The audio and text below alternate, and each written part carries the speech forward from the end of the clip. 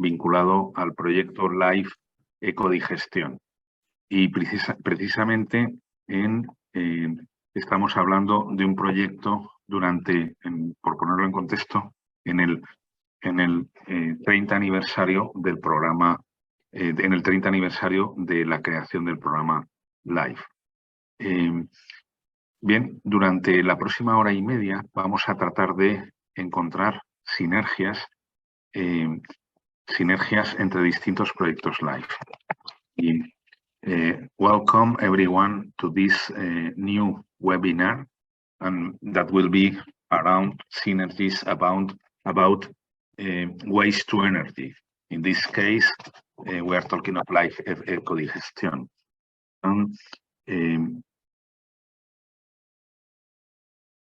And what I would like to highlight is the importance of these innovative solutions in this strange period about the cost of energy because of the crisis with Ukraine. And what we have to learn each other from the different projects in how to combine, for example, different projects to transform into a next generation project.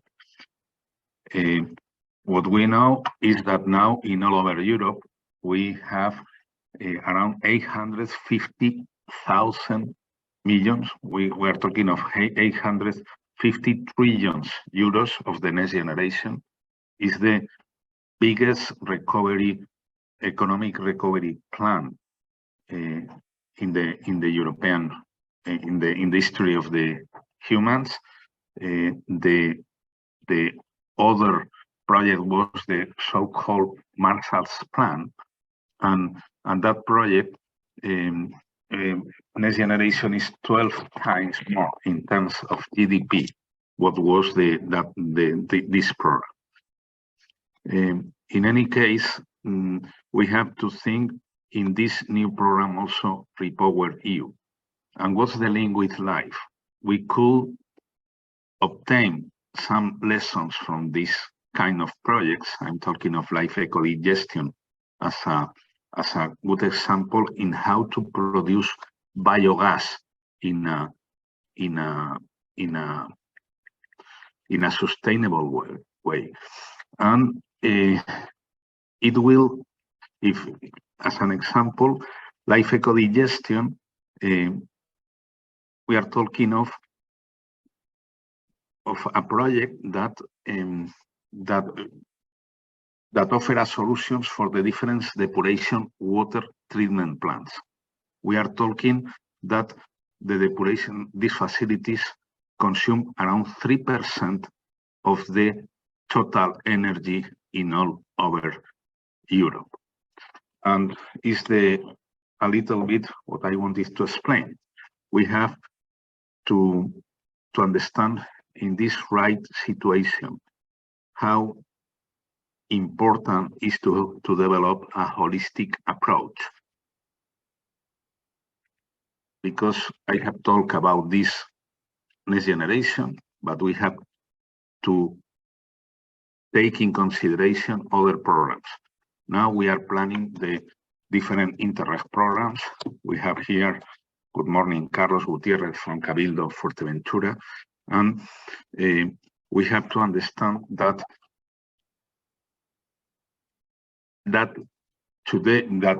in these times, it's the open calls of the different Interregs program. And for that Interregs program, for that open calls, we have to planify how different regions can exchange ideas, to transform a LIFE program into an Interreg program. LIFE means in this period 5,300 million euros, and Interreg is a little bit less, but it's a quite interesting program. And finally, we can talk about the program in Horizon Europe, there is also a big opportunity in demonstrative EU funding programs like the program Innovation Fund. We are talking of projects up to 15 million euros of program. And we can bring for the second step of life ecodigestion or other projects, or we could combine, we could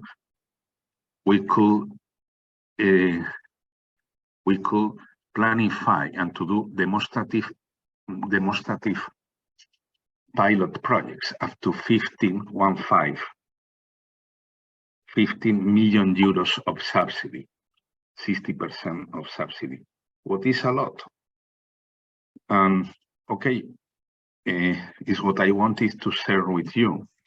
And thank you very much. Talking in this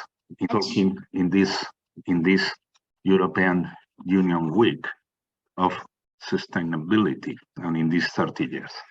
I would like to highlight the importance of submitting proposals in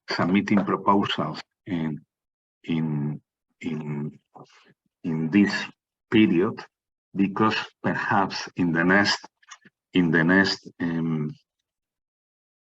year, I would like to highlight that will be the Spanish presidency of the European Union from July 2023. That means some of the projects that we could submit in Life Energy next 5th November, they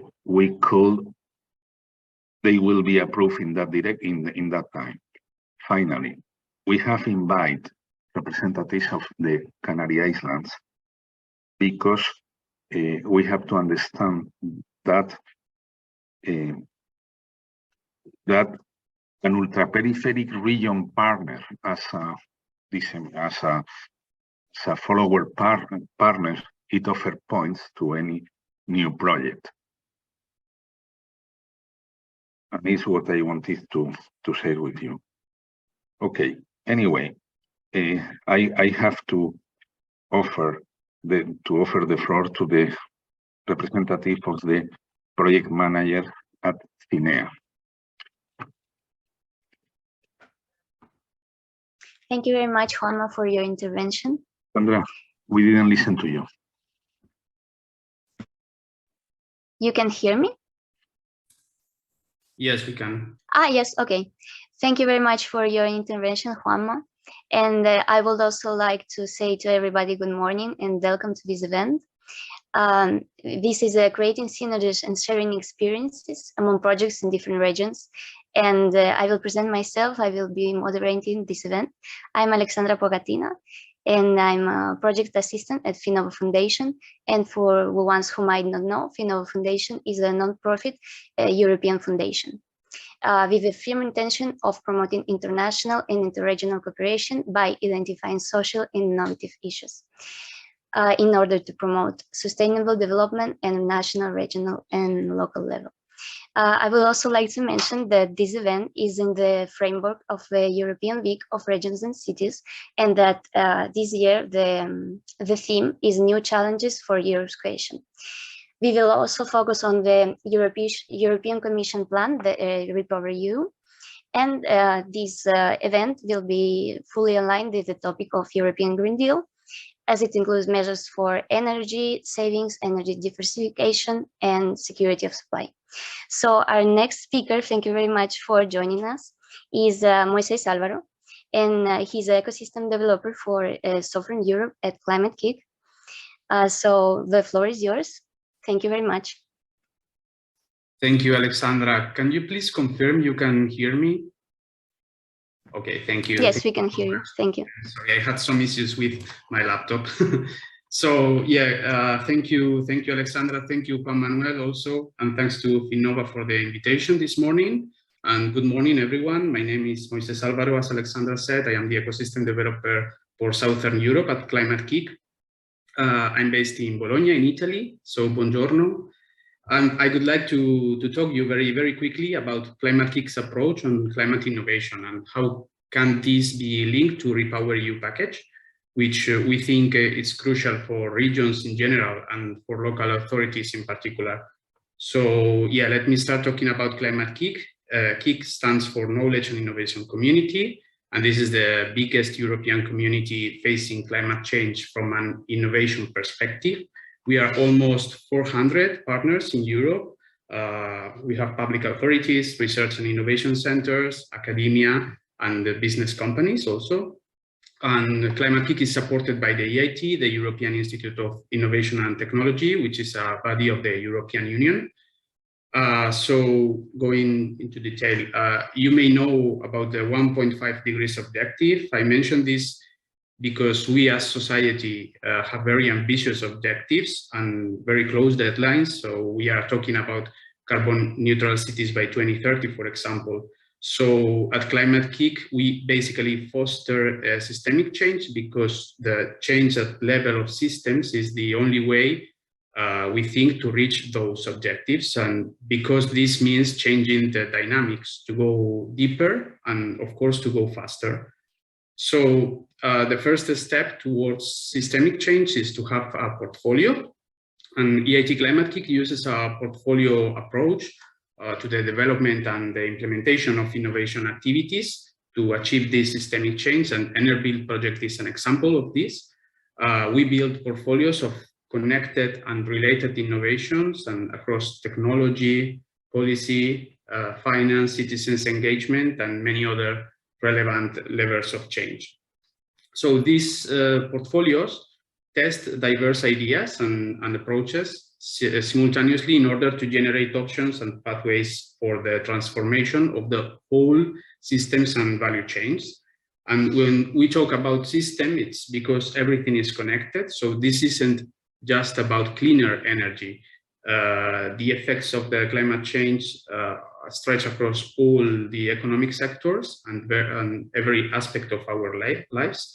So the challenge is not only energy substitution or technological fixes, it is about transformation of the whole system. So in this context, the European Commission has released some legislative and strategic packages in the last months. You know better than me. So starting with the Fit for 55 package, then the hydrogen and gas package, and we have finally the REPowerEU package. So you also know more than me about REPowerEU, but in few words, this is a plan for saving energy, producing clean energy, and finally diversifying the energy supplies, given the European context in this moment. So it's backed by both financial and legal measures. And in my opinion, the REPowerEU package will be able to boost the green energy transition in Europe, but we need to think with a systemic perspective. And here, the role of the regions and the local authorities in particular is crucial. So I would like to close my speech urging the regions and local authorities to think that REPowerEU is not another financial and legislative package to continue finance the traditional, I would say, incremental projects, but this is like a big opportunity to implement a transformational project from a systemic change approach if we want to have a real impact. So thank you so much. This is all from my side. Thank you for your attention, and please reach out to me if you would like to discuss further. Thank you. Thank you very much, Moises, for this systemic change approach. And right now we are about to conclude our institutional panel. We will have a participation of Carlos Gutierrez. Carlos, we are very pleased to see you again with us. And he's a project director at Cabildo de Fuerteventura. He's also the director of AFRIMAC project and Fuerteventura Smart Island. In his speech, he'll focus on the actions framed in the REPowerEU strategy, which are being carried out by the Cabildo Fuerteventura in Canary Islands from the Planning and Strategic Project Service. So, Carlos, the floor is yours. I would also like to mention that Carlos, will speak in Spanish, but we have prepared his speech translated. For ones who don't understand Spanish, we will have it in our chat group. Thank you so much. Sorry, Carlos. Good morning. Thank you for the invitation to the Juanma and the Innova team for the invitation and the opportunity. I will do my presentation in Spanish. Bueno, mi intención es dar un poco la visión que tenemos desde el Cabildo de Fuerteventura, en este caso desde la parte de la isla de la administración que gobierna la isla una de las Islas Canarias, en España, y la importancia de la estrategia del Repower, concretamente en el ahorro energético desde este tipo de proyectos, ¿no? Concretamente de los proyectos que me ha tocado coordinar.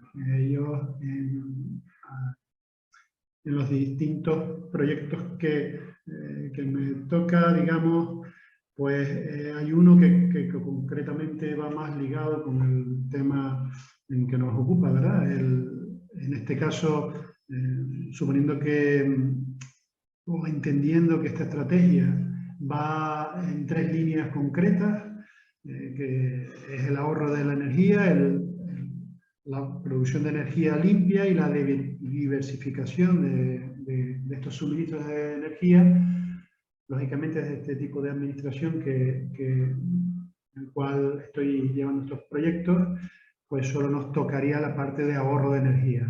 Nos quedan muy grandes las otras 2 líneas, ¿no? Dentro del ahorro de energía, pues la acción que tenemos directamente dentro del proyecto Smart Island inteligente es fundamental, ¿no? Nosotros estamos trabajando principalmente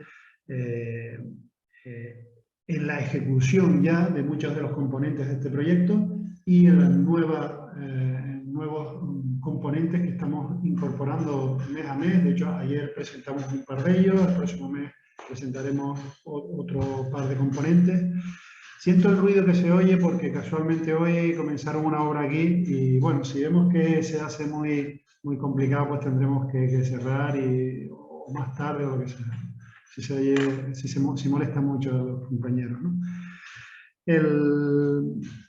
Nosotros lo que estamos trabajando desde la administración de la isla es intentando cooperar con el resto de administraciones que hay dentro de la isla. Es decir, la isla está separada en municipios y lo que hacemos desde el Cabildo de Fuerteventura con estos ayuntamientos es intentar cooperar todos en la misma línea. Por lo tanto, conseguimos ya de entrada lo que se llama normalmente una economía de escala, y con ello, pues bueno, un racionamiento de los gastos y del funcionamiento, una clara optimización de los recursos y consumos energéticos y una disminución de la huella de carbono, ¿no? y las emisiones de CO2, ¿no? Entonces, esta es una de las líneas importantes que llevamos a través del proyecto Smart Island, porque si bien el hacer una isla inteligente conlleva, como entendemos de manera totalmente estructural, conlleva tener un gobierno abierto, un gobierno transparente, un gobierno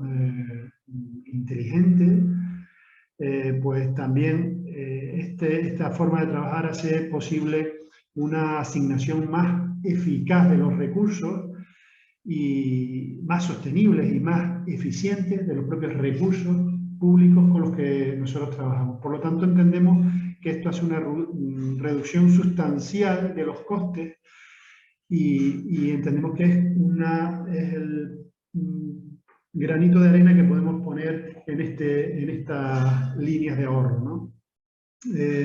Nosotros desde el proyecto de Smart Island, además, pues trabajamos, ya digo, pues en el hecho de hacer unas herramientas hacia la ciudadanía, pues mucho más abiertas, mucho más accesibles, mucho más usables, que sean interoperables entre las distintas administraciones, pero también que sean eficientes y sostenibles, que es, digamos, la parte que más difícil a veces cuesta, ¿no? Y asimismo es uno de los objetivos principales que tiene el proyecto Smart Island, que es el de mejorar la imagen también como destino turístico, una de las líneas que llevamos también con cierta importancia dentro del proyecto, y de manera sostenible en línea con la declaración de Fuerteventura como reserva de la biosfera y como reserva Starlight de la UNESCO. Nosotros lo que hacemos, y ya cerrando y también concluyendo mi ponencia, digamos, y me gustaría recalcar un poco la dificultad o la visión dentro de esta línea, de estas charlas, de esta cumbre que estamos desarrollando, el dar la visión desde la otra parte, es decir, la parte de la dirección y gestión de los proyectos, que también es importante, aparte desde la administración, y con esto solo poner de manifiesto lo complicado que nos está resultando el desarrollar dentro de la propia administración un proyecto o varios proyectos en cooperación con otras administraciones de la isla, el intentar que aunque tengamos distintos colores políticos en cada una de estas líneas, en cada una de estas, digamos, estos ayuntamientos o administraciones de la isla, no solo administraciones, sino organizaciones que hay también, llámese el Patronato de Turismo, Consejo de Agua, todos las estamos intentando llevar bajo esta misma estrategia, y esa parte, digamos, también con el sector privado, y ya digo, pues es sumamente compleja. Es sumamente compleja el poder llevar este tipo de proyectos.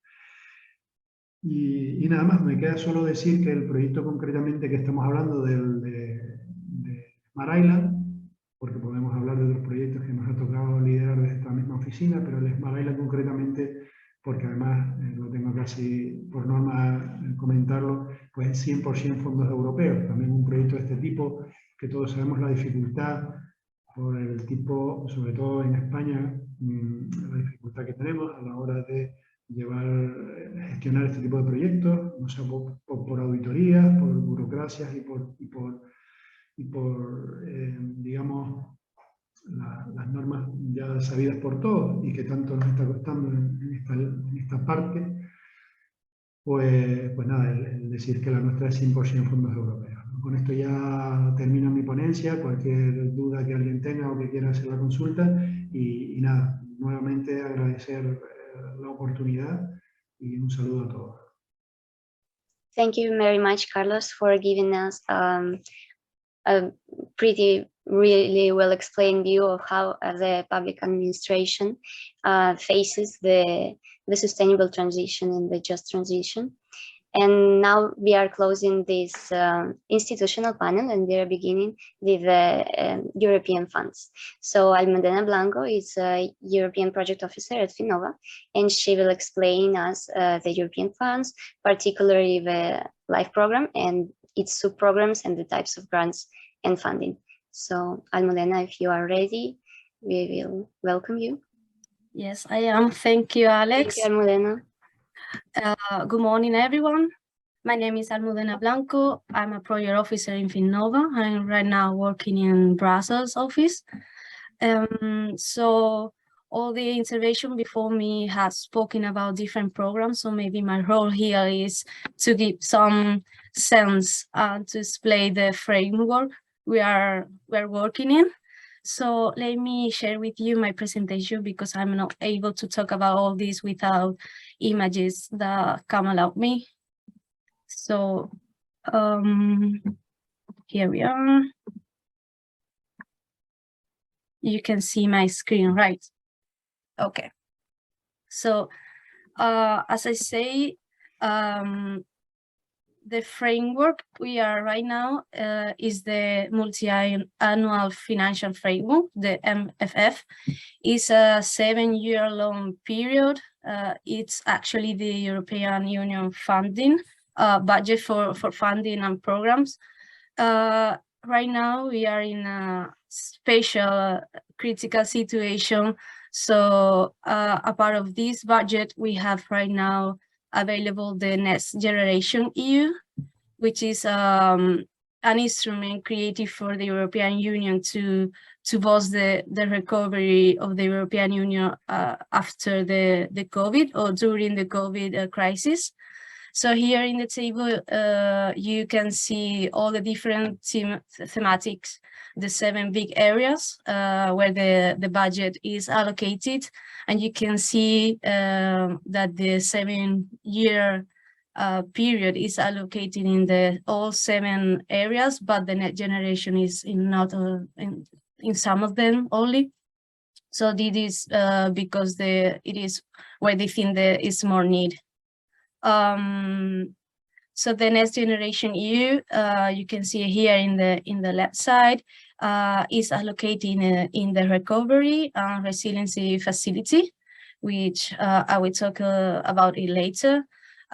Also in every program and funding regarding cohesion and territorial, and finally in some different programs, for example, the Horizon 2020 or the Horizon Europe. I will talk about it later also. So we have all this money, 2,000 trillion euros to fund different programs and opportunity.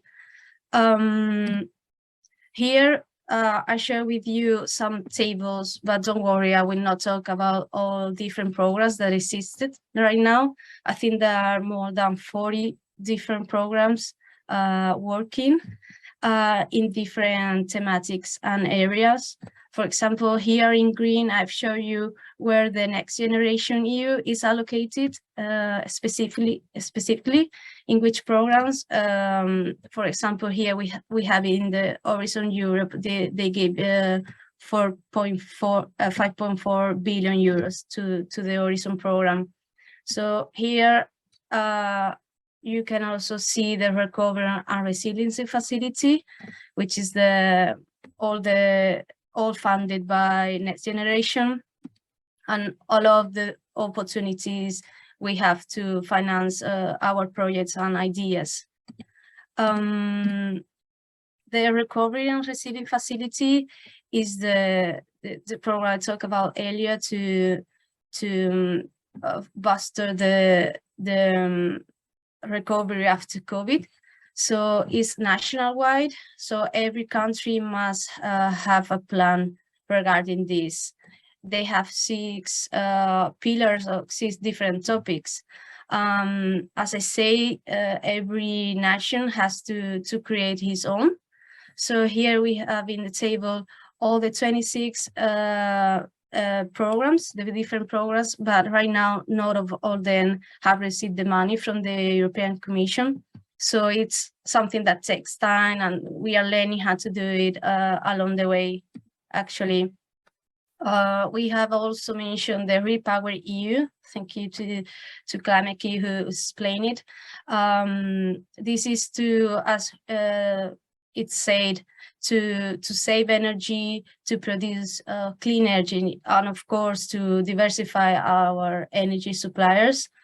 It has budget of 210 billion euros in these 7 years, and it will allocate it to different ideas or projects that we might have, where the money comes from. So it's not another plan like Next Generation EU, but the money and this budget is coming from the different programs and strategies that European Commission has already. So for example, they're coming from the recovery and resiliency facility. So every member state should have a Repower EU plan to their own national plan, and the grants are funded by the ETS allowance from different countries. It also comes from the cohesion policy fund and some of the regional and territorial funds. Some percentage of this funding goes to the Repower EU to fund the green transition in energy and the diversifying and being independent energetically from other countries. So which are the opportunities we have for funding our projects regarding these big thematics, environment, energy, green transition, and all that? We have Interreg. Juanma has mentioned it. It's a big program which is about cooperation between regions in different countries, regions that share a border. So it's one of the goals from the territorial cooperation in the cohesion funding. They have different goals regarding or depending the countries that are involved. I invite you to go to their website, because in there you can choose the country or the region that are interested in, and they will show you all the Interreg programs that are available here and all the thematics they are working with. It's a different funding rate regarding or depending the country you're in. It's really interesting collaboration programs, because you have to, it's compulsory to have different countries within the consortium, so it gives you the opportunity to see all the point of view or other needs they have in different countries. We also have the Horizon Europe. We also have a talk about it. They have a huge budget, 95.5 billion euros, and it's funding the research and innovation. Horizon Europe, it's a huge program. They have 3 different pillars. They have excellent science with 3 different programs.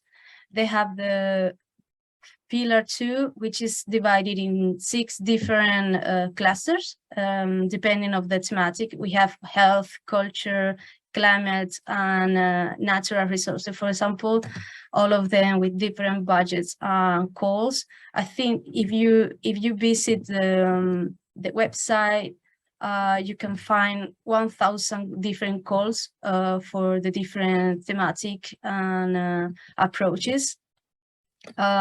Here in the 3rd pillar is about innovation and funding innovation. It is important to talk about the European Innovation Council, which is a program for funding innovation to its MS. So they have they help you, they give you support along the way from the idea to the market. So they have 3 different approaches: the Pathfinder, which is research and innovation grants. Then they have the transition, and ultimately they have the accelerator to go to the market. So it's very helpful for innovation small enterprises that have a lot of risk to getting investments. So they give you, they have 2 different approaches from funding until 2.5 million. And then they have the investment component until 15 million. So if you go for both of them, you can go to 17.5 million euros, which is a huge amount for all the innovation component of the project and idea. We also have Erasmus Plus, which is the part of the educational and professional component of the European fundings.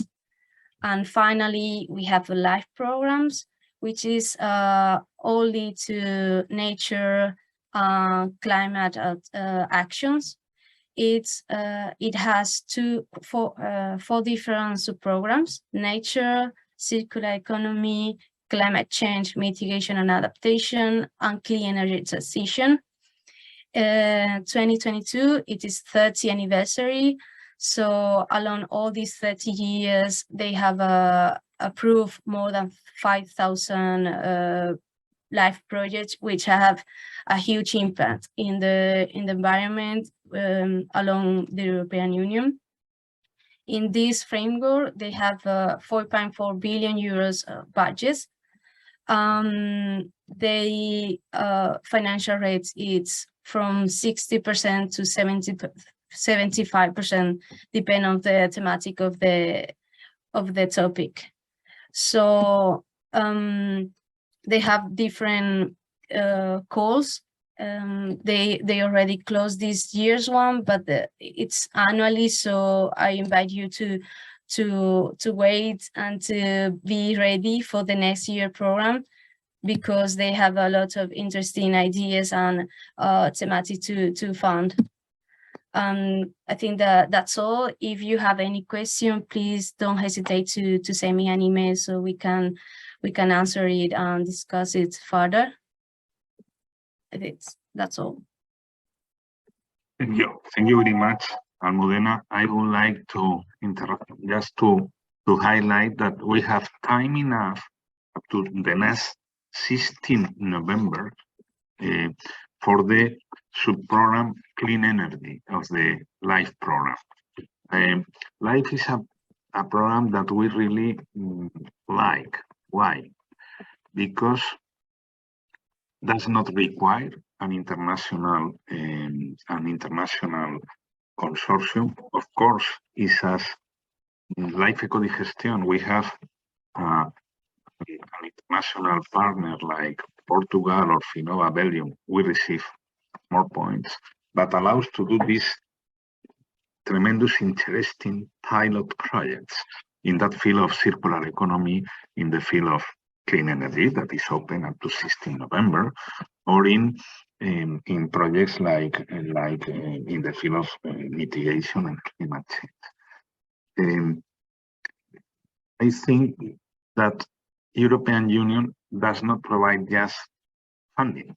What is important is what we call the smart money, is funding to do talent projects, and in that sense, we have sometimes territories, in my opinion, should investigate more about the solution that has been demonstrated. Example, Cabos in Fuerteventura. Congratulations, because you have received one of the biggest projects in the field of Smart Island, more than 10 million euros for a smart destination. We have a quite interesting project approved around 20 years ago, Life Eco Bus in the city of Valencia, or it was a governance project, how to oblige to recollect the used oil from hotels, restaurants, and catering. To do what? To transesterificate it. We generate new jobs of the people that has to recollect the used oil. We save money in the process of depuration of water. We save also money in the process of the ratification in the depuration in the infrastructure of water. You know that they calculate that in every city there are around 4 rats for every human. If there are less used oil in the water canalization, then you have less rats. Anyway, that project, and as this project, we have hundreds. You could dream, you could think in a Fuerteventura as a Island laboratory for sustainability linked to tourism, linked to smart tourism, because you have funding enough now to help by doing what? Perhaps with digitalization, for knowing with how much used oil and when you can recollect, etc., etc. For the public fleet of vehicles of the Cabildo de Fuerteventura, or buses, as they are doing in Valencia.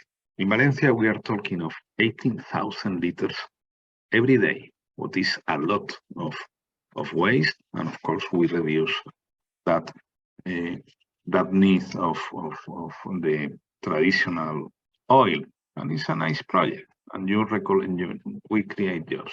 Okay, it's time for being inspiring. There are funding, but also in this period, what I wanted to highlight in this period, and because of COVID, for the first time in EU funding management, we can combine EU funding from Next Generation with LIFE, with Horizon. It's a new way of justifying. That means that we could do a LIFE project, yes, 60% subsidy, but the other 40% could cover with Next Generation, etc. And okay, we are thinking in submitting some projects on the next 16 November. If you have ideas in mind, we have time enough to try to do a good proposal. I would like also to share with you that next year, 2023, will be the European Union year of new skills, or what is capacitation for workers. I'm pretty sure that in the field we are working today, we can identify new needs for the human resources. For example, Carlos of Global Omnium, new needs that the workers, perhaps for the managers of the depuration water treatment plants, how to learn to implement the informatic tool, how to do whatever. Okay, there are an interesting EU funding program called Erasmus. I'm not talking of the Erasmus for university mobility, but I'm talking of Erasmus small scale programs, all what is vocational training. And it's covered up to 100% subsidy. 100% is a lot. Okay, there are projects up to 60,000 euros, and the others is around 400,000 euros. Again, in the same approach, but thinking about vocational training. Thank you very much. Alexandra? Thank you very much, Juanma. So right now, we will start with Carlos Lafita, who is RDI technician in Global Omnium. He's working in Global Omnium, which is a water management group of companies, and it's actually the leader of our project, Life ECODIGESTION. So he will explain it right now to us. Thank you very much, Carlos. You can start. Hi, good morning. First, I would like to share my screen. This one. I think now you are able to. Can you see it? Yes, yes. Okay. First, I would like to thank the participation of the audience and also to Finnova for the organization of this webinar. I'm going to talk about the project Life ECODIGESTION 2.0. This project, the main highlights, as had said Alexandra, is coordinated by Global Omnium, and the associate beneficiaries are Agua Centro Litoral, that is the partner for replication. And replication is going to be located in a wastewater treatment plant located in Coimbra, Portugal, and also Finnova from the site in Brussels. They are coordinating and doing the communication and business plan. The total budget is about 1 million euros, and the co-funding from European Union is about 55%, and is expected to last until February of 2024, but maybe we're going to last a bit more because we have a bit delays because of the problem we have with delivery of some materials and this kind of thing we have now with Ukrainian war. And the main objective is the scale up of an innovative technology for the automatic control of waste dosage in digesters located in wastewater treatment plants. This is a scale up because there's a previous project they call Life ECODIGESTION, in which a tool was developed in pilot plant. In this presentation, I would like to answer two main questions: is why and how we are doing this project, and also I would like to show you some results of the work we are now doing. The first thing is why we think about doing this technology. The answer is easy. It's easier now because the energy is more expensive than we were thinking. This project, I think, this started in 2013 with the first project, and now we are working in the second part. The use of energy or the cost of the energy, the second main cost in waste treatment plants is that data from public entity here in Valencia from 2018. So maybe now is not the second one, probably is the first one after this problem we have with the Korean War, with the lack of these sources for the production of energy. Also, because it causes a environmental problem, is more or less calculated about 27 million tons of CO2 and other greenhouse gases to the atmosphere because the use of waste treatment plants in Europe.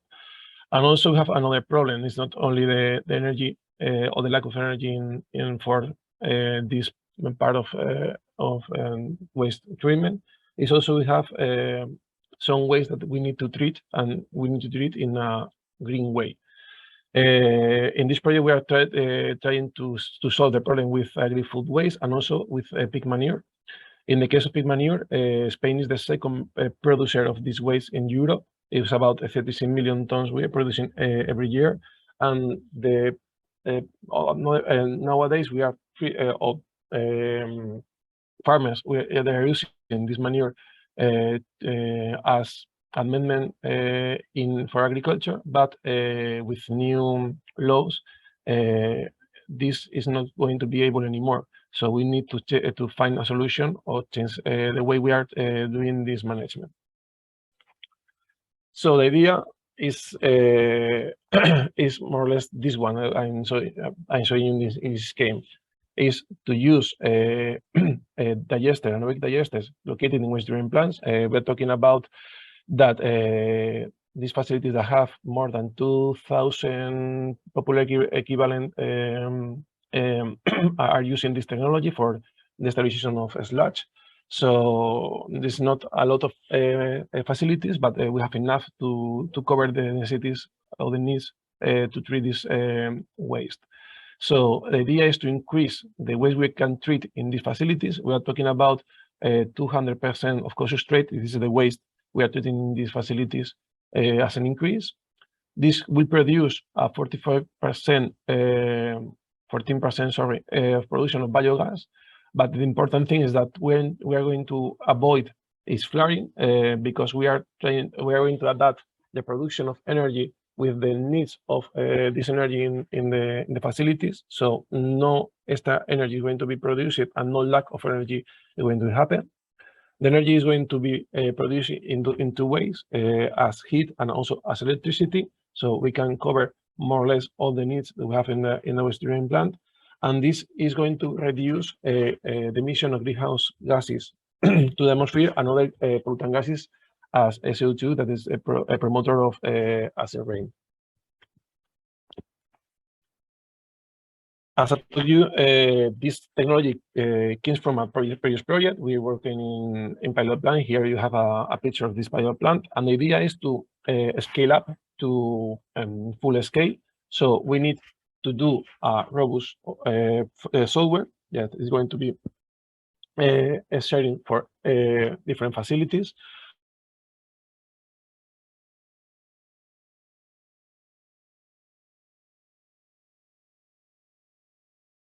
A forecast of the thing we can do in the plant. So the idea is not only to work in just in moment data, also with forecast data. Also, we are implementing a machine learning. The way the technology is learning from itself the things that happen in the plant, so we can prevent some distortions on the process. And also, we would like to calculate some associated costs and benefits that are involved in this way to manage the waste. Also, we have to say that we have some benefit, that is that the energy. So we are reducing the cost, operational cost in waste treatment plants, but also we have to consider some cost that supplies and sometimes to pay for this waste. As one of the novelties we have in this project is the addition of the current software to manure degradation. Is a peak manure degradation, because nowadays we have some challenges we have to solve. This is more or less the main challenges we have to solve and to face to implement this technology for peak manure. The first one is that there is no standard model for manure nowadays, so we have to create new equations for develop this technology. That is one of the important tasks we have in this project. And also we have another ones that are related with the process. That is, we have a high content of ammonia. This causes inhibition of the process. So if we inhibit the process, we will obtain biogas, the gas with the share to create this energy we need to cover waste treatment plant necessities. Also, we have a high alkalinity that also causes problems in the production of biogas, and the presence of metals, heavy metals, and antibiotics that are eaten by the pigs during the growth. As I said, that we have to adapt our model to manure degradation. So we have to work first at lab scale with this equipment. I'll show you that is MTS2 of biophysical control. That are little digesters that we simulate the conditions we have in real ones. And the idea is just to say, because I don't know to do like here a lecture of this, I just to show you some items that you have to retain. That is to compare the theoretical data we are able to obtain. So the biogas, the theoretical biogas we can obtain with this organic matter, and the empiric one. So with this comparison, we can obtain how much, when, and how is going to be the biogas produced. So the quantity, when is going to produce it, because sometimes we have a delay in the production of biogas, and the quality of this biogas. Here, some data is I put some equations just to show you that we are using equations, not to retain them. The important thing of this slide is to know that we have to use adapted digestate to manure, because non-adapted digestate we have checked that it's not working. We need a lot of time to start to degrade this waste, so it's not worthy, or it's not the best solution or the best thing to use for the degradation of manure. Also, I have to say that we use 5 replicates for each assay, so we have a lot of replications and the stability of the data. That is also important. And we are trying to obtain 2 main numbers. The first one is the how is producing this biogas, so the K constant, and the time we need to wait until we have this biogas production. That is the lag phase. Just some data. I'm going to show you in this slide on the next one a few numbers.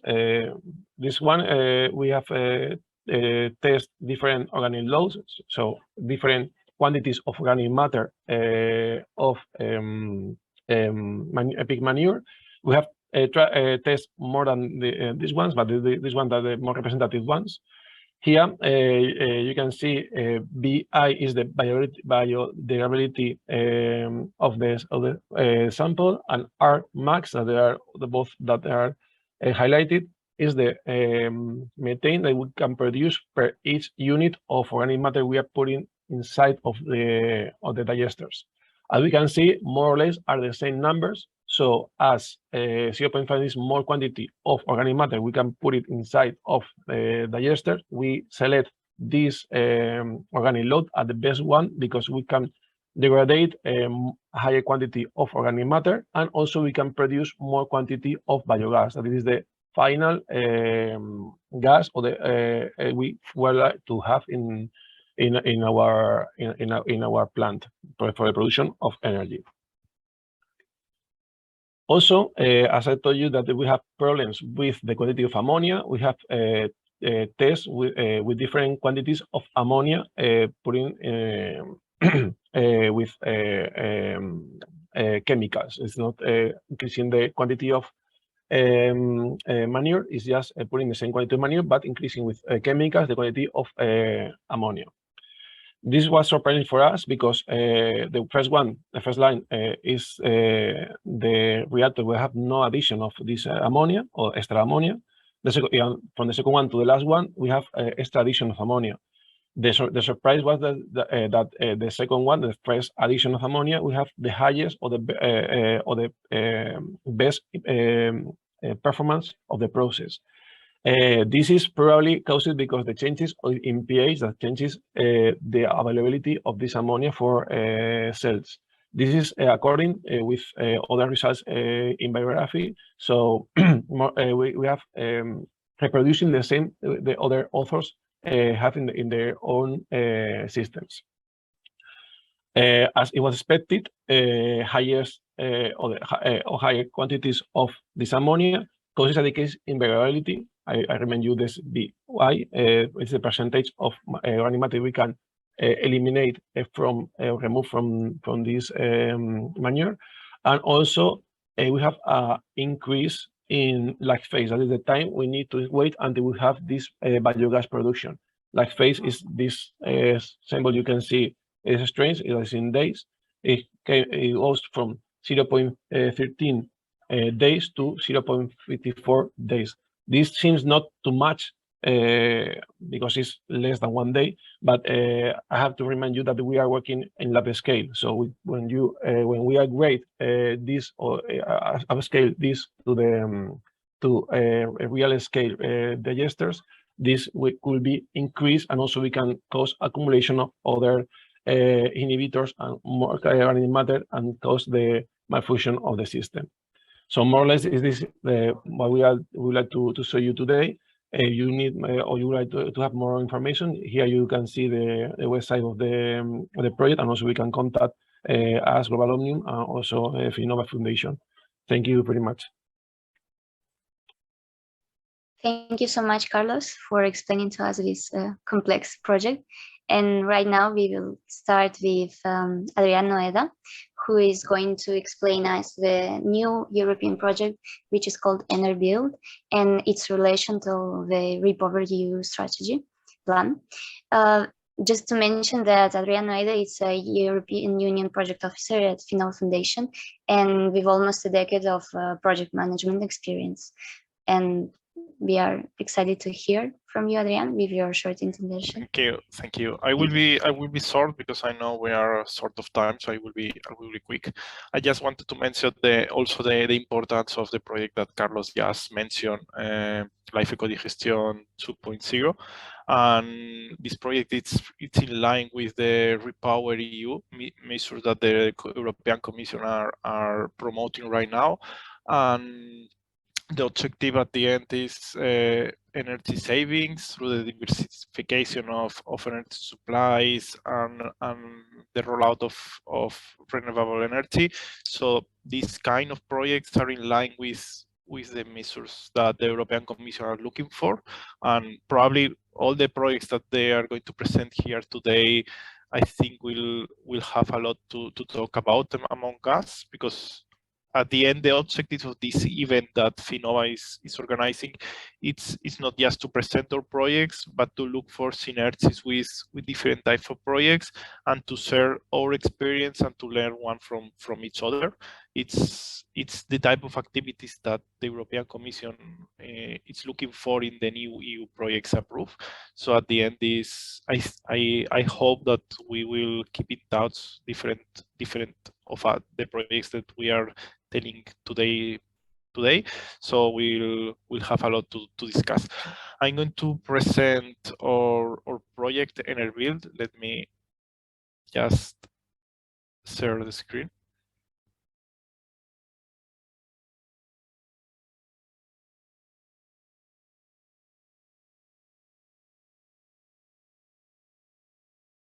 Can you see my screen, right?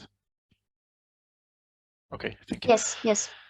Okay, Enerbuild is a new project approved by Climate Geek. Today we also wanted to share experience with different types of projects. So at the end, Carlos has presented a live project from the live program. I'm going to present a project approved by Climate Geek. Now later on, one colleague of us is going to present Rest for City, a new Horizon Europe approved project that has started this October, and some other projects will present their different funding programs with that they are supporting energy projects. Enerbuild, as I was telling you before, it's supported by Climate Geek. It is led by Consejo Insular de Energía de Gran Canaria, so it's a project that is led by ultra-peripheral region. So Carlos before was presenting the challenge that they have there in Fuerteventura. This specific project is led by Gran Canaria, a neighbor of Fuerteventura. The project is led by the Energy Council of Gran Canaria, but the partners are Finova, the technological partners InfraSpeak and BPS from Portugal and Germany, and the Social Innovation Lab from Macedonia. So it's a very multidisciplinary and different countries partnership that are the objective of the project is to combat climate change using smart building technology. So at the end, the objective here is to improve the energy efficiency in a pilot project in a building in Gran Canaria through an innovative software and hardware that BPS and InfraSpeak are going to promote. This project will take place only in 2022, so it's very small project on comparison with the Horizon Europe and LIFE program that our colleagues are explaining. It's also a small project in budget because only has 150,000 euros. Well, the pilot will take place in the Sabinal Center. It's a public building in Gran Canaria, and the objective is, as I told you before, to make this pilot to prove the technology of InfraSpeak and BPS, and try to then expand this technology to all Gran Canaria and all Canary Islands through a study that we are going to carry out for the commercialization activities. Well, this I told you I was going to be short, so this is all. And any questions that you may have, you could also contact us and all the partners in the consortium. So thank you for this event, and I hope we could collaborate in the future with the other projects. Thank you. Thank you very much, Adrian, for explaining to us this new project. And right now we will start with Álvaro Reino.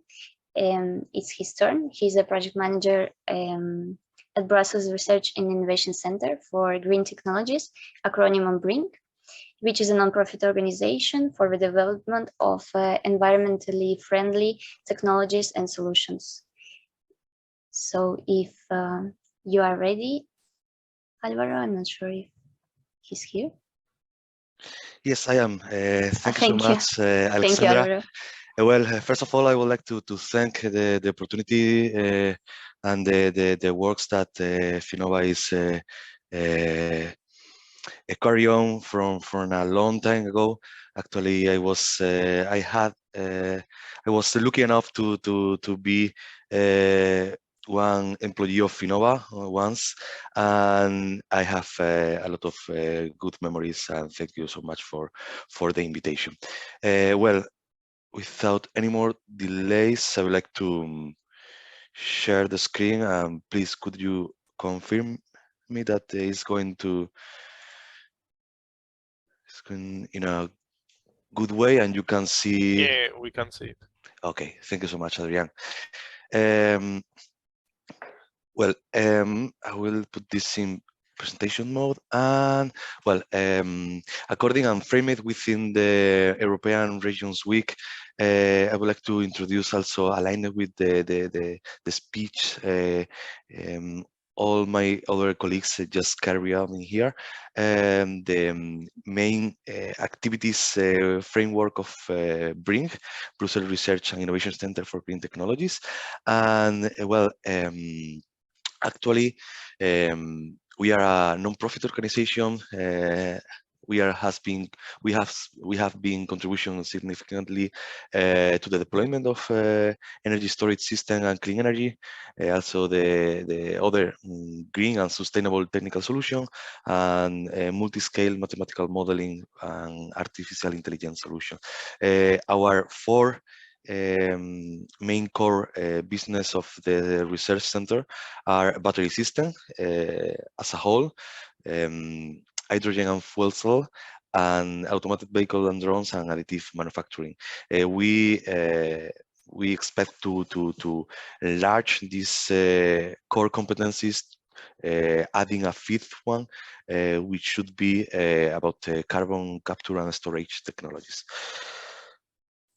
We are focused on research and development for green technologies, and as we stated already before, these are our main topics to work within the European Commission and with European projects.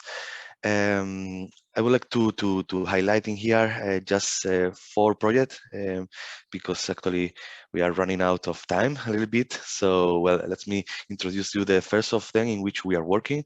It's an Horizon 2020, which means it's from the previous multi-annual framework finance plan of the European Commission, and Liberty is about upgrading electric vehicles, battery performance, and safety and lifetime from a life cycle and sustainable point of view.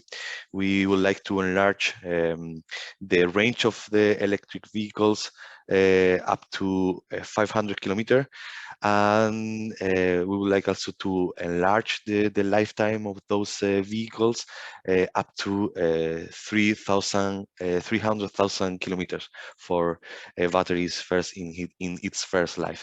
Actually, this innovation will be demonstrated in the new Mercedes EcoSim, which we expect to carry out to the market at the middle of 2025. And you have in here the projects and the website in case you want to go deeper and dig a little bit deeper. The outcome of this project is we addressed several outcomes, but one aligned with the speech of other colleagues in here today is the ultimate safely and sustainable point of view of these electric vehicles, because actually we need to raise the foundation in which we can really make this market growth in a sustainable point of view. Regarding the target impacts, I would like to highlight in here also the significantly lower CO2 emission and lower polluting emission, and the improve of urban air quality once we start to deploy these technologies into the European real market. Then also aligned with the Repower EU strategy, we would like to highlight in here other projects in which we are currently working. This is IPOBAT. IPOBAT project will address hyper-powered vessel battery charging system, and it consists of a consortium of 16 partners and 2 associated partners from the United Kingdom. And well, we would like to scale up a multi-megawatts recharging ship battery system in European ports in order to make these electric vessels and electric ships sustainable, and we would like also to address this from a standardized point of view. So later on in the project, we will scale up and we will deploy the solution reached in the North Sea of Germany in Valencia port. Valencia port will be the port in which we will try to explain, we will try to prove the standardization and the scalability of the solution. And this project has a lot of expertise fields, from shipbuilders to business model, going through ship operator, ports, power electronic and power system and renewable energy, in which we will work, and also standardization and regulation companies. I would like to highlight in here, but just briefly, the outcome also of this project, which will be mainly standardize the charging system as such, as we stated before, reduction of greenhouse emission, and knowledge and more efficient marine charging system in order to make this Repower EU strategy and all the European environmental strategies more affordable for all the ports and for all the technological ecosystem, without any inconvenience regarding the idiosyncrasy of each port or each specific energy ecosystem. Well, I would like to finalize also addressing here 2 new projects. One is Flagship. These are already European Horizon Europe, sorry, projects. So they are relatively new, and this project in particular is about develop a flexible and modular large battery system for safe onboard integration and be demonstrated in a lot of ships. The previous IPOBAT was all about the chargers and the ecosystem of the ports, and this is focused on the ship vessel and on the batteries on board in the ships. We will also develop in here green digital twins in Flagship, as for example our colleague Carlos stated for Live ECODIGESTION 2.0 project, and we will try to develop a modular and scalable solution for electrify the waterborne sector, the maritime sector. And the last one is about the last project I would like to bring it out here. Is called Escalate. Escalate will be underpinned by the approach of developing of a powering European Union net zero future by escalating zero emission in heavy duty vehicles and logistic intelligence. We have in here more than 35 partners. It's also involved Hydrogen Europe as the company, or let's say entity, which will be leading the hydrogen part, and we will try to reduce the heavy duty vehicles emission as much as we can with several KPIs, because actually and this emission from heavy duty vehicles account for about 25% of the road transport CO2 emission, and we will try to demonstrate high efficiency, high heavy-duty vehicles, powertrains, the possibility to hybridate those battery and hydrogen technologies in the heavy-duty vehicle fleet of Europe. That's all from Brin's side. I would like to thank you again, the cooperation and the works that Finova carried out in this regard in order to disseminate the whole ecosystem of projects. And it's a pleasure for me to be here also with ex-colleagues of mine who I share a lot of good memories with. Thank you so much.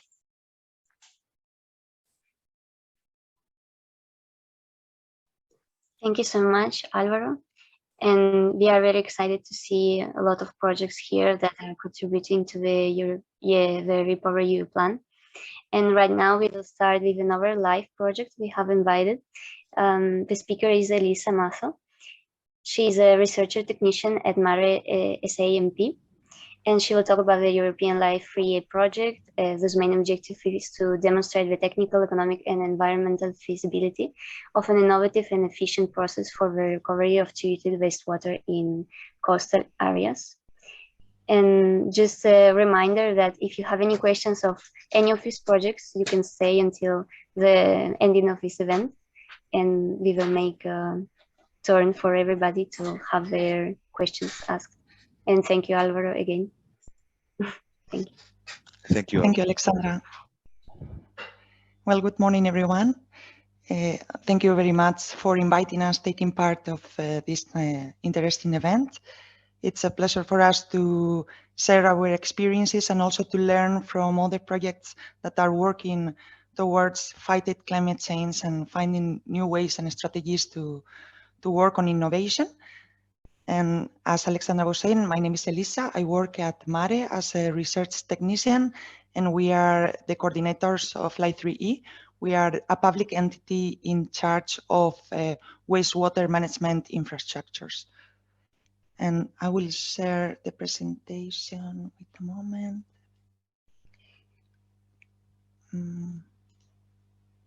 See if I can find it. I think.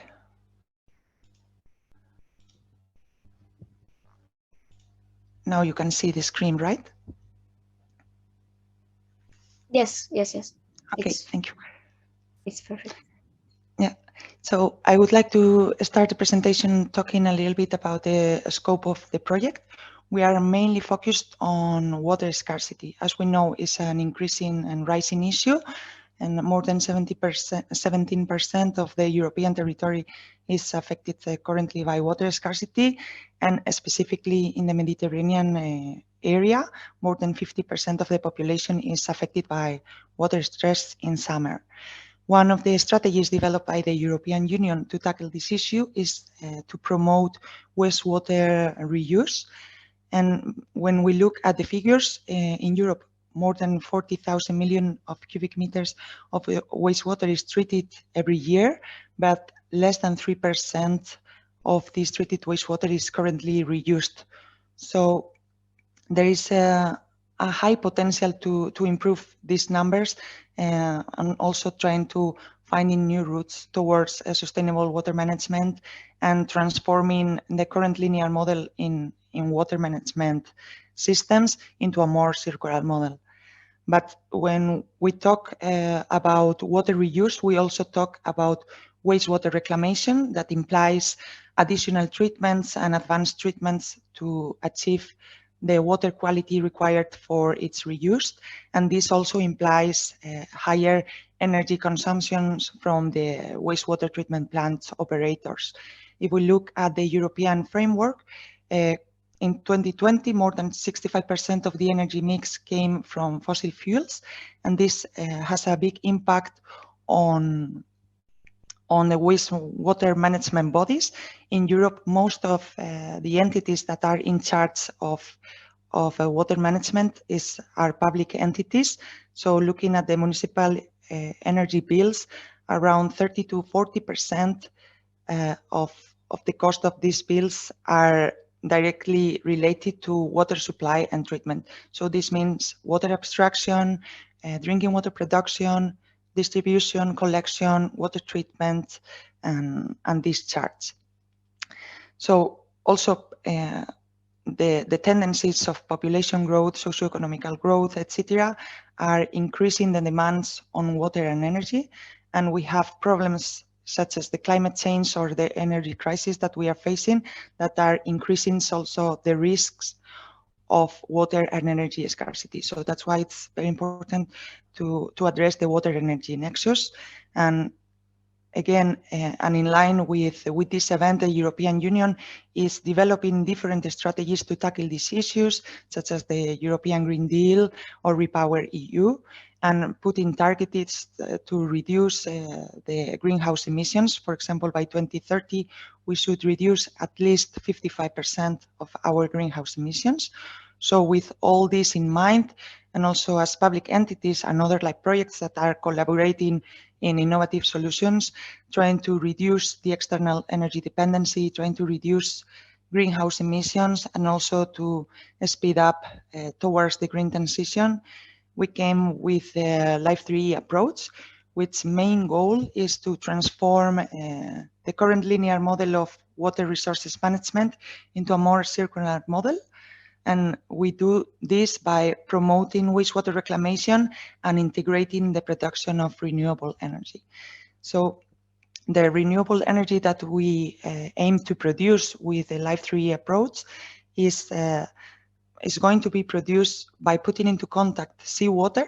So the project will be located in coastal wastewater treatment plants. We need seawater, and also we need the effluent from the wastewater treatment plant.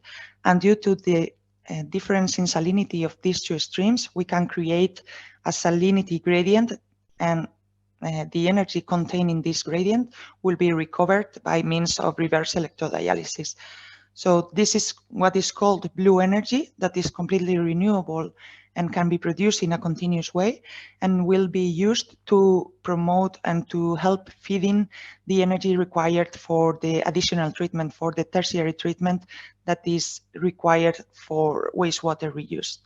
In our case, we will reuse this water for municipal cleaning of streets and roads that is currently applied using drinking water. So on one hand, we are creating a new water resource. We are promoting local reuse and also reducing freshwater abstraction and producing in situ renewable energy, and then for reducing the dependency on fossil fuels. And this is a small graph of the technological concept.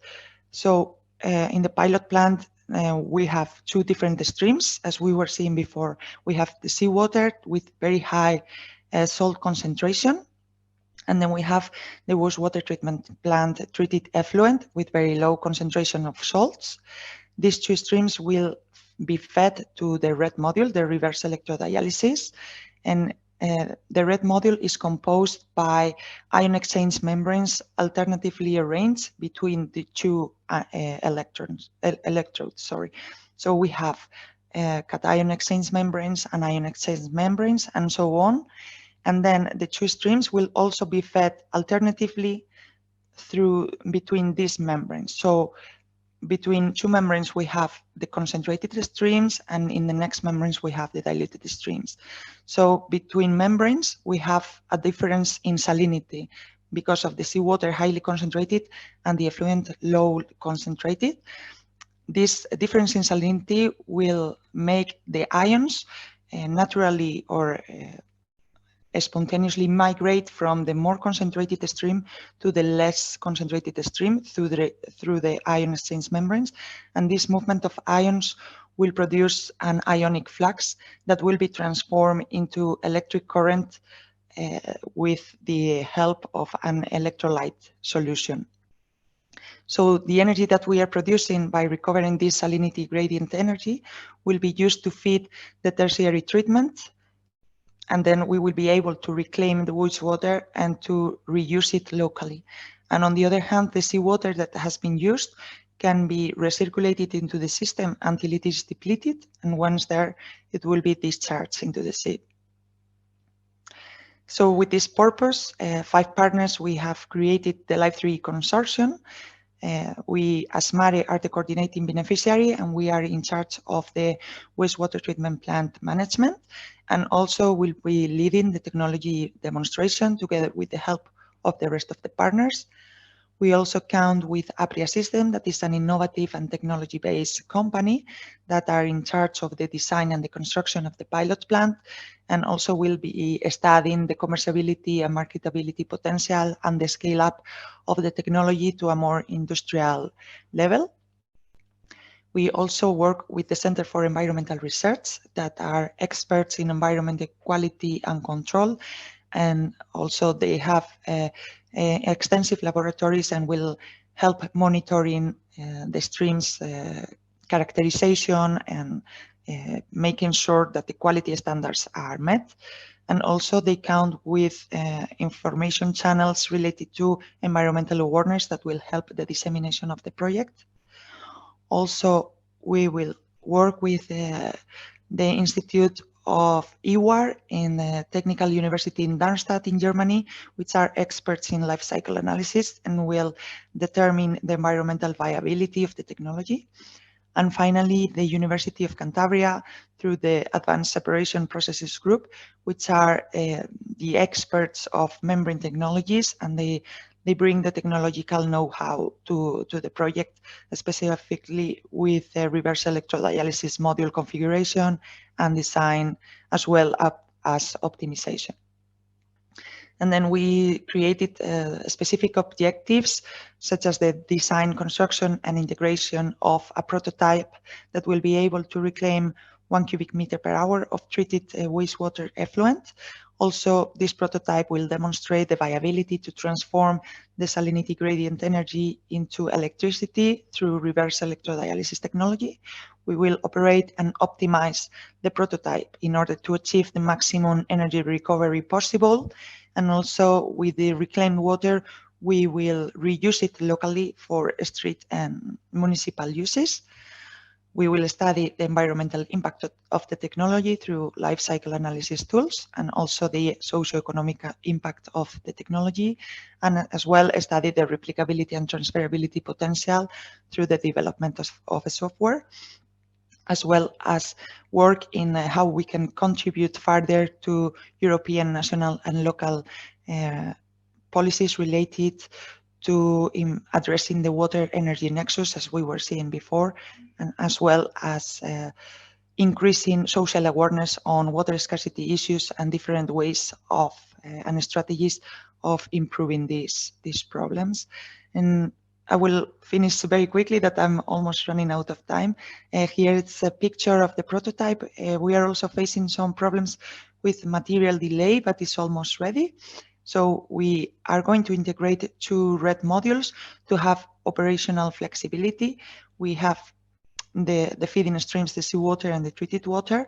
We can operate continuous or discontinuously, and the prototype will be integrated in the coastal wastewater treatment plant of Comillas. Here you have some pictures of the location, so it's really very close to the sea in order to make sure that the resource efficiency is taken into account. And just to summarize with some results that we already have with the implementation of a software, the development of a software, we are able to study the optimal conditions for maximum energy recovery through SGE and RED technology. So we can work with different stream conditions and compositions, different wastewater treatment plant locations, etc. And also through this software, we detected a new scenario where Life3 could be implemented, and that is using the effluent from coastal wastewater treatment plants and also brines from desalination plants as the highly concentrated stream for SGE recovery. In total, we detected 280 wastewater treatment plants able to harvest blue energy with seawater, and 9 wastewater treatment plants able to harvest this energy with brines. And so also if this project is successful and we are able to optimize and to commercialize the technology in the future, it is a high potential to help also Europe diversifying the different energy sources in line also with the European Green Deal and with Repower EU. And just this is the last slide, the impacts. Well, so we will have on one hand environmental impacts. As we are producing new water resources, we will be also reducing freshwater abstraction and also chemicals and waste related to drinking water production that we will be saving when reclaiming water. We as well, we will produce renewable energy and also reducing our greenhouse emissions and mitigating climate change, and as well creating new jobs, contributing to public policies, creating more sustainable strategies to be implemented within the public and private sectors, and also increasing awareness to the whole society. And thank you very much for your attention. If you have any questions, I will be happy to answer you.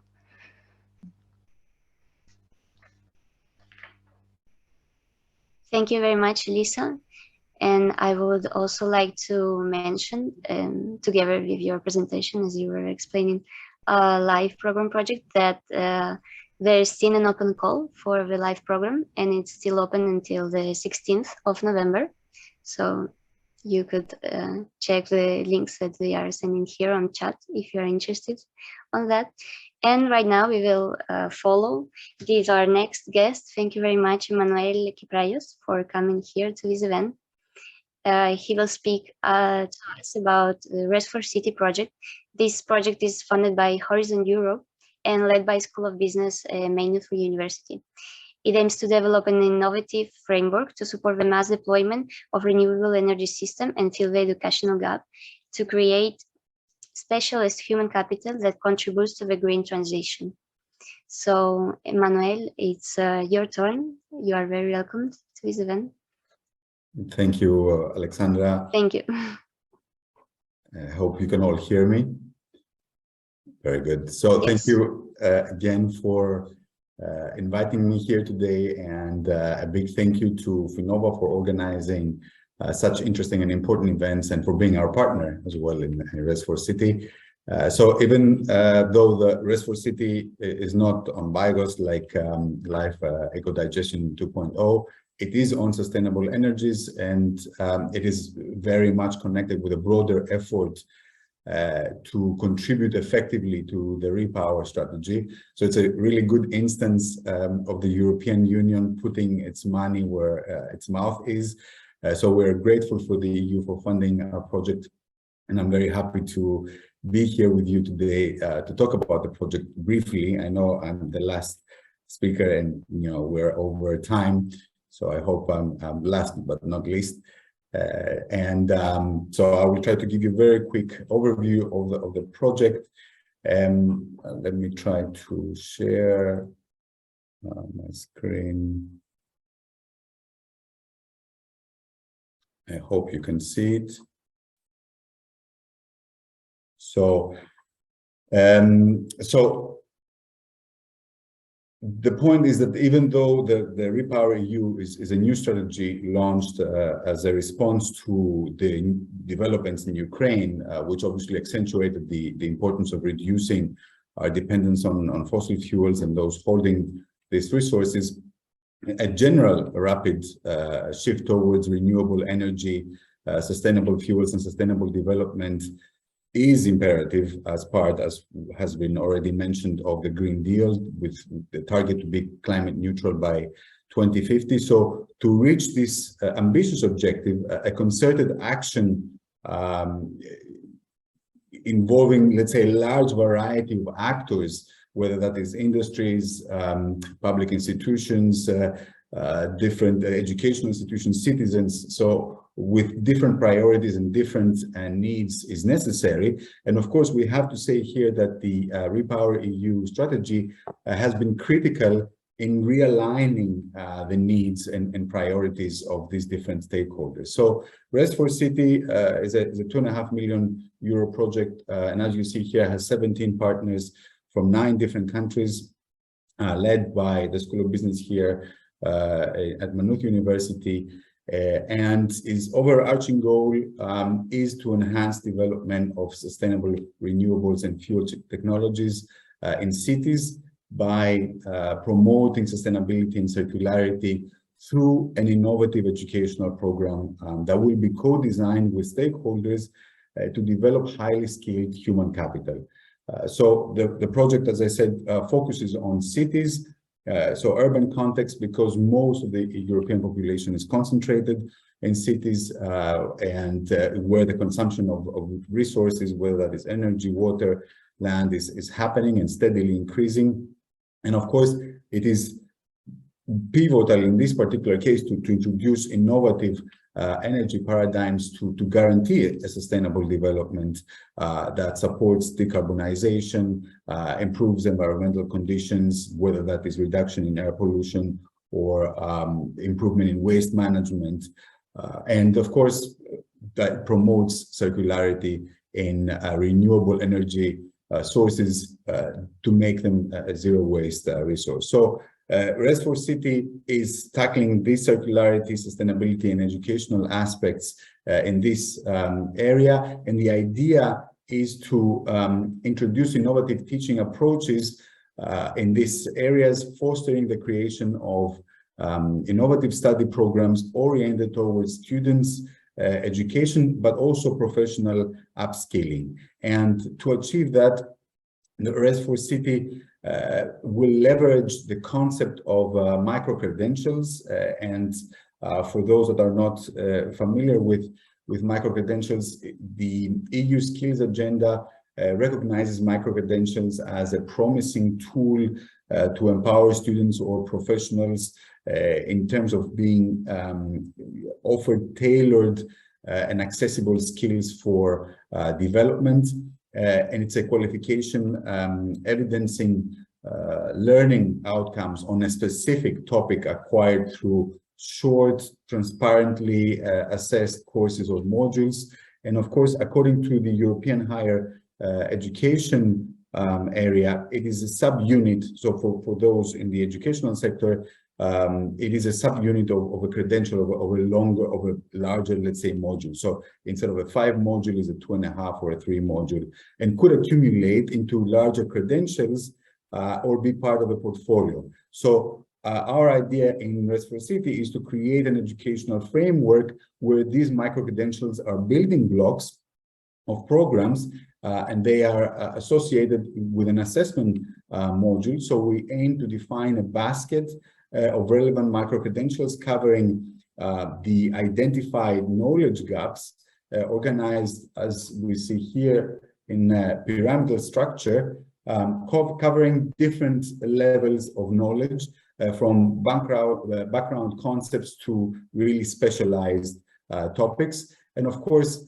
they're conceived according to the European standard and will be offered through a MOOC, so an open innovation platform in an open educational kind of framework. So, and of course, certificates of accomplishment will be offered, and they can be chosen by students or by professionals to bridge their knowledge or skill gaps using an integrated self-assessment AI tool that we will develop. So, and as I said, these micro-credentials will target students enrolled in higher education courses, and the idea will be to really equip students or professionals who are ready to enter the medium or high managerial or technical career paths with up-to-date multidisciplinary knowledge in the field of sustainable energy, renewable energy, and fuel technology,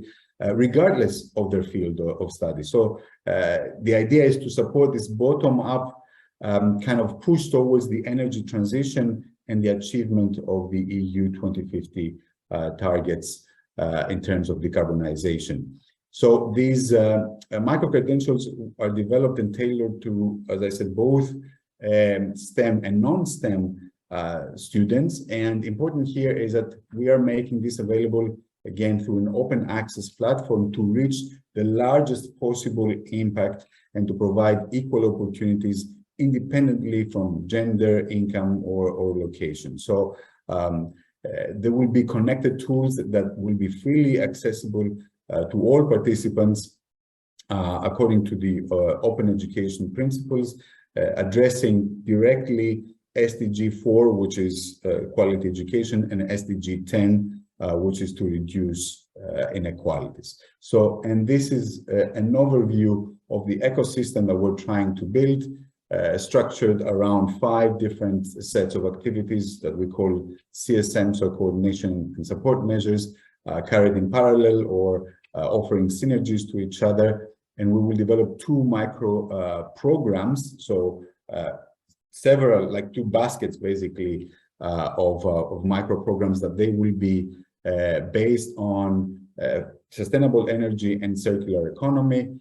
They will target postgraduate students and professionals, and will be integrated in programs, but will offer a lot of flexibility in terms of allowing the participants that their educational or upskilling journey according to their specific needs. So this, again, micro-credential programs or micro-credentials in general will be offered through the MOOC platform, as seen here on tools, and will be designed through 2 main particular paths. Will be one educational and one more industry based. And the particular highlights is that we will have lighthouse cases.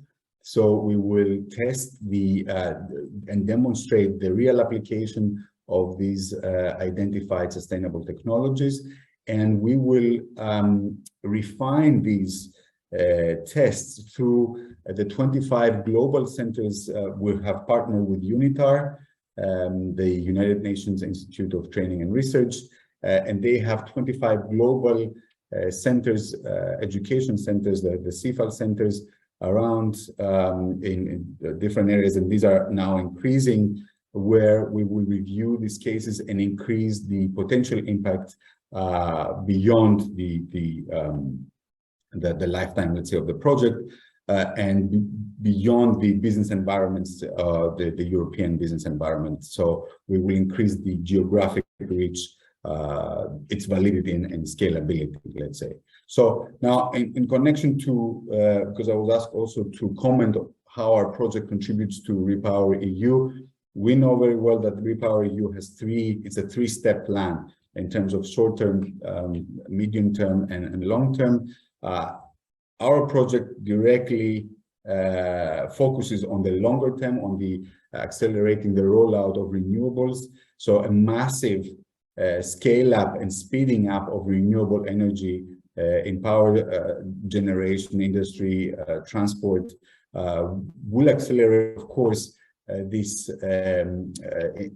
independence, give a boost to green transition and reduce prices in the longer term. And this is exactly the area where RES4City plays a critical role, because we cannot talk about accelerating the rollout of renewables without having a plan about human capital. So as Juanma said earlier, concerning 2023 being the European Year of Skills, the success of a global net zero transition really depends on human capital.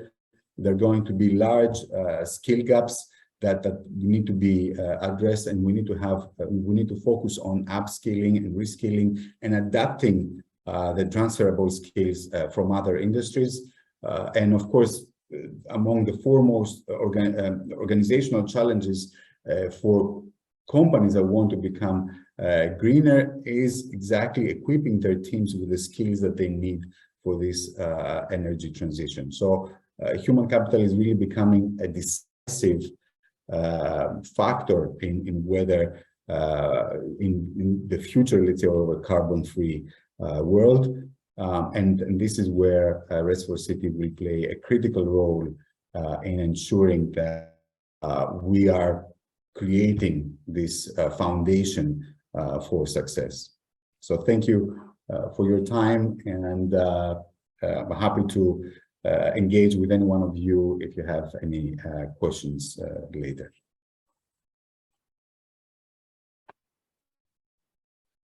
Thank you very much, Manuel, to giving us such a detailed explanation of how your project contributes to REPowerEU. It's a really interesting project because it basically merges the research and education activities. That is very interesting.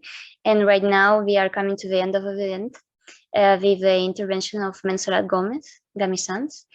She's a project manager assistant at BioGasNet, and she will explain us also her project and the contribution to REPowerEU. We are happy to see her here, and let's see the presentation. Thank you for inviting us at your event. I need to share my computer, my presentation.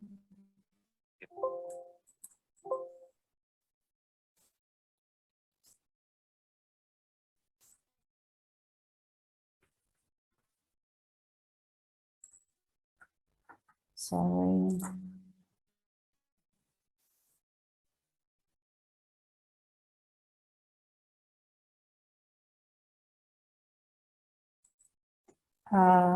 Oh, I can't see the screen. Sorry. Oh, here. Yeah. Now, yes.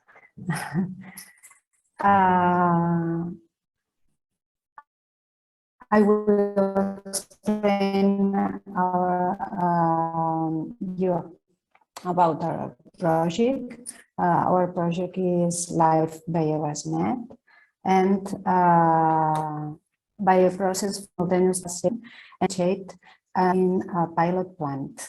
Then I will try explain the result or some results and prospects. Our project coordinator or project manager is Xavier Gamisans, and me. Okay, current desulfurizing technologies are based on H2S control technologies and biogas produced from anaerobic digestion. There are two ways of treatment. One of these technologies in inhibition of H2S production, and the other is H2S. In our deck, we follow the second option, H2S biological oxidation, and finally electron acceptor additions of oxygen, nitrate, and nitrate. The main project objective is about that will demonstrate cost-efficient, low-carbon footprints technologies for biogas upgrading in order to boost the use of biogas carbon footprint of the energy cycle and to promote the circular economy. At first, a pilot plant was installed in Cádiz. Here, this plant is composed of nitrifying reactor and sulfur oxidizing nitrate reducing system. It works in liquid phase, and in this case, the heat is from landfill leachate. In the first, ammonium is oxidized with nitrate and nitrate. Biogas scrubber is fed. Biogas is fed with biogas and nutrition product at or fast stage. And I2S is transferred from gas to liquid. In the stage, the nitrate and nitrate are reduced to nitrogen gas reactors anywhere. Considers to element is the prototype in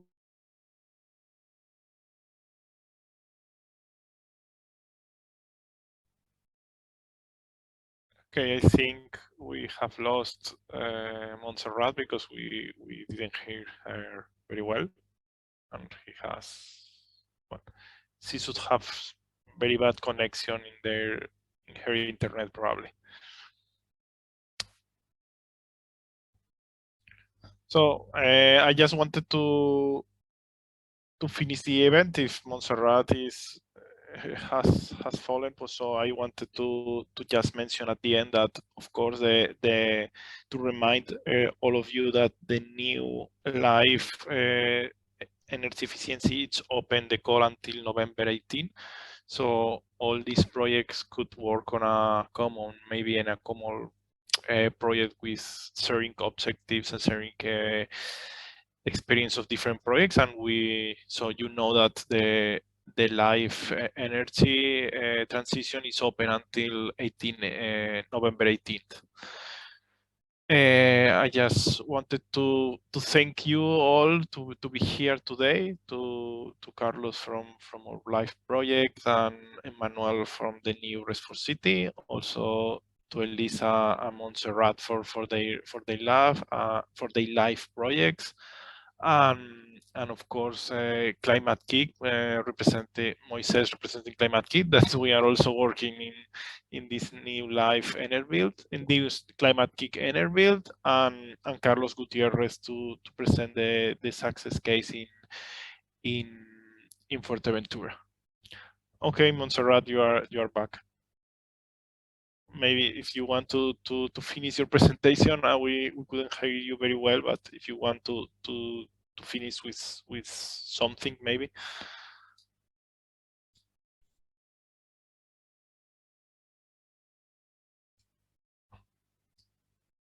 No, we cannot hear you. Sorry.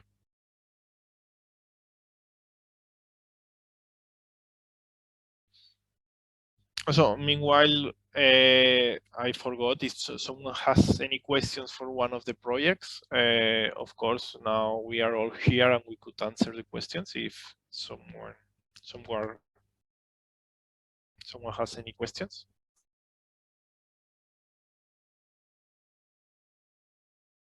Well, if not, you have all our contacts, and we also share through the chat the LinkedIn of all the speakers, and you have the contact from Finova if you want to get in touch with one of the projects, and I hope we discuss with each other synergies we could find among our projects in the near future.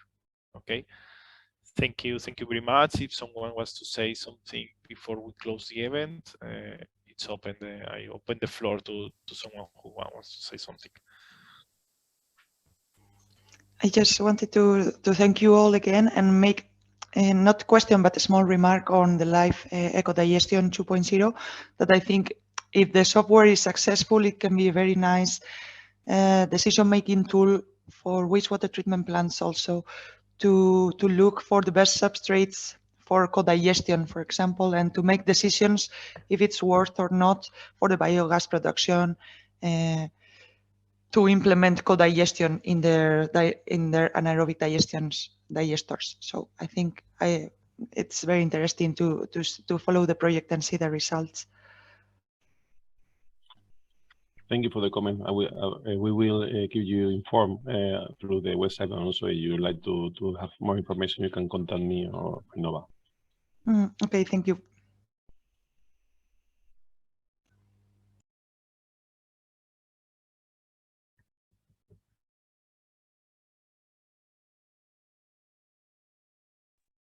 Thank you so much for everybody. Just to mention also that we had more than 40 participants in this event, and the video was recorded, so we will send it for the participants also in our YouTube channel. as soon as it's available, so you can all communicate this. And thank you so much again for joining us. I'm not sure if anybody else has some insights. Please feel free. Also to mention that Montserrat could not present her project, but if anyone has any doubt, maybe you can send the PowerPoint to everybody and they could know a little bit about your project. I'm sorry, there should be a bad connection. Maybe we could not hear you. Yes, I had a bad connection, and I'm sorry because I am disconnected. If we have time, I can explain. We cannot hear you. You just. Oh. Sorry, you could try to explain, but I think we cannot hear you. We are here with a lot of delay. Without. No. No. You can hear me? No. A little bit, but I think with delay. Okay. Sorry, because it's the connection, and I don't know. I'm sorry. Also, in any case, if you would like to send us a presentation, and then we will try to reach it out to all the participants so we can also check on your project. Okay. If you think it might be a good idea. An explanation, and I send you. Thank you. Perfect. Thank you.